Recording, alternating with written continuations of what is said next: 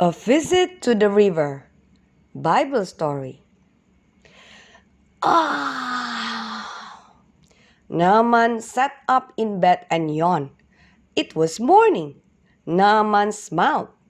His face and hands felt sore, but he did not mind. Naaman did not know that today would be a special day. Naaman stretched his arms. There were sores on his fingers.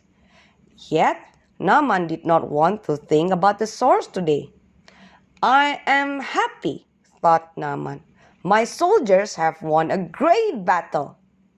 As Naaman dressed, he thought, I like being a strong soldier. I like helping the king win battles. Naaman walked outside. The air felt cool and clean. He walked over to a small pool of water. As Naaman looked into the water, he could see a strange shape. Suddenly, Naaman stood up straight. Oh no, he cried. I can see myself in the water. I don't want to see my sores today. I do not want to think about sickness. Naaman walked slowly away. He did not smile anymore. Gently, Naaman touched his face. The sores were much bigger today. Soon the sores would cover all of his face. Naaman looked at his fingers. They were sore and red. Tears came into Naaman's eyes. Naaman had a disease called leprosy. Naaman went to his porch and sat down. He did not want to go inside and see his wife or servants. Naaman was just too sad to see anyone. However, someone had seen Naaman while he was sitting on the porch. Inside Naaman's house, a little servant girl from Israel walked softly up to Naaman's wife. The little girl's eyes glowed with excitement. The little girl had seen Naaman looking sad. She had seen the sores on his face and his fingers. It would be wonderful, said the little girl breathlessly to Naaman's wife, if Naaman were with the prophet of God in Samaria. The prophet, God's helper, could take away his leprosy. Naaman's wife was surprised and joyful. Could her husband get well and be healed of his leprosy?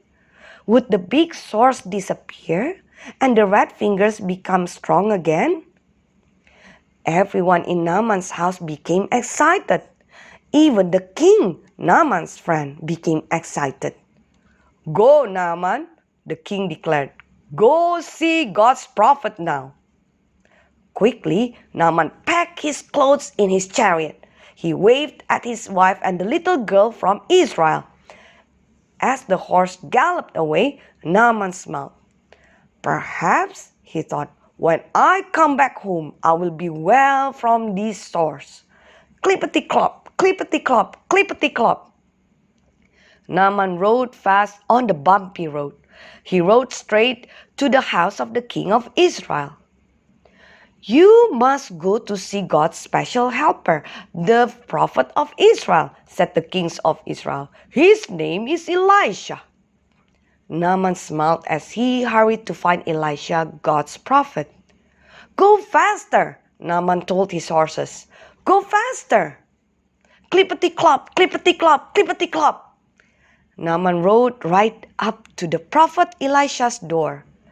Naaman looked around to see Elisha. No one was outside.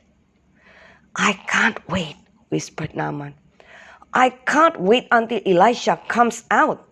Elisha will call out the name of his God and clap his hands.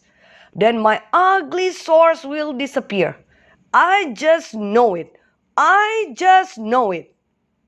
Suddenly, a young man ran out of Elisha's house with a message from Elisha. Naaman, the young man cried, go quickly and wash in the Jordan River.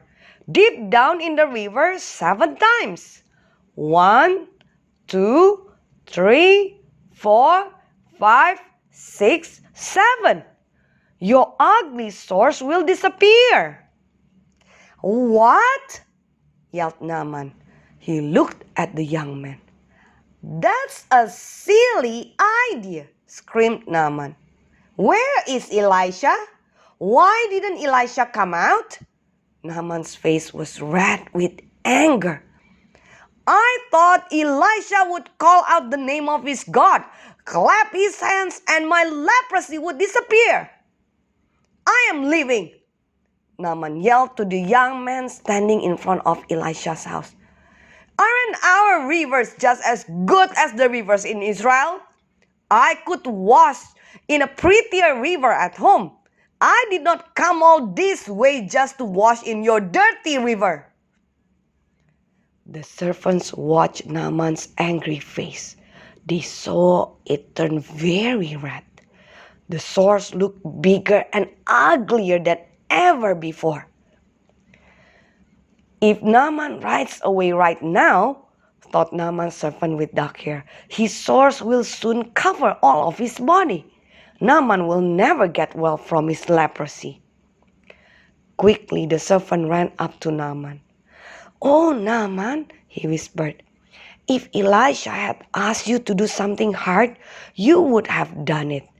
Elisha just wants you to wash in the Jordan River. That is a very easy thing to do." Naaman looked at his servant. He could see tears in all his servant's eyes.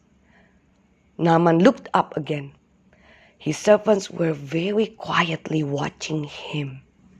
Slowly, Naaman rode to the Jordan River as Elisha had told Naaman to do. Naaman stepped out of his chariot. Splash, splash, Naaman stepped into the water. Naaman's feet sank in the gooey mud. Splash, splash, Naaman walked out deeper. Splashty-splash, Naaman went under the water one time. When Naaman came back up, his hair stuck to his head. Water dripped off his nose.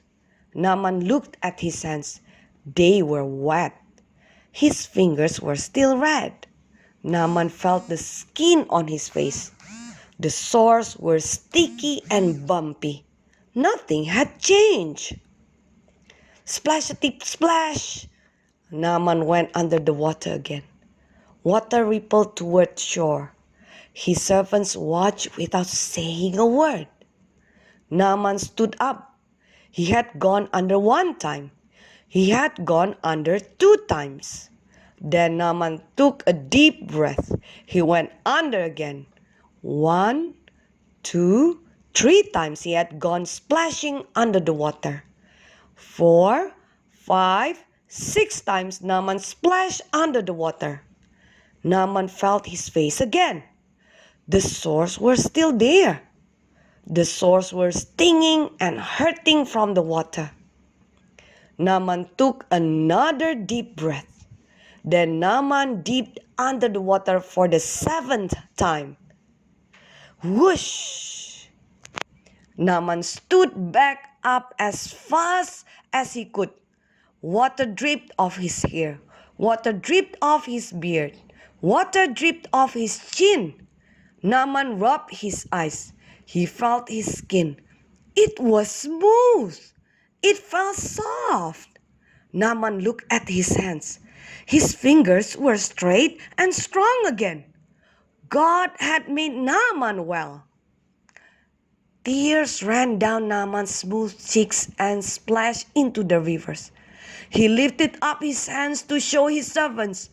"My sores are gone," he cried. "My skin is like a little child's skin, smooth and soft." Naaman swished and splashed through the water as he walked back to shore. Naaman jumped into his chariot. "Let's go!" he cried. Naaman drove his chariot as fast as the horses could run.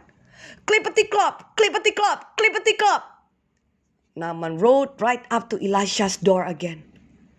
Elisha came out of the house to see Naaman this time. "Elisha," said Naaman joyfully, Water was still dripping from Naaman's clothes. Naaman's face was wet and smooth.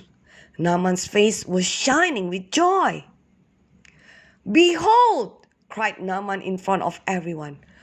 "I know now that there is only one God in all the earth. He is the God of Israel. God made me well when I obeyed." Naaman smiled as he touched his smooth skin where ugly sores used to be. "There is only one God," thought Naaman, "and he is wonderful."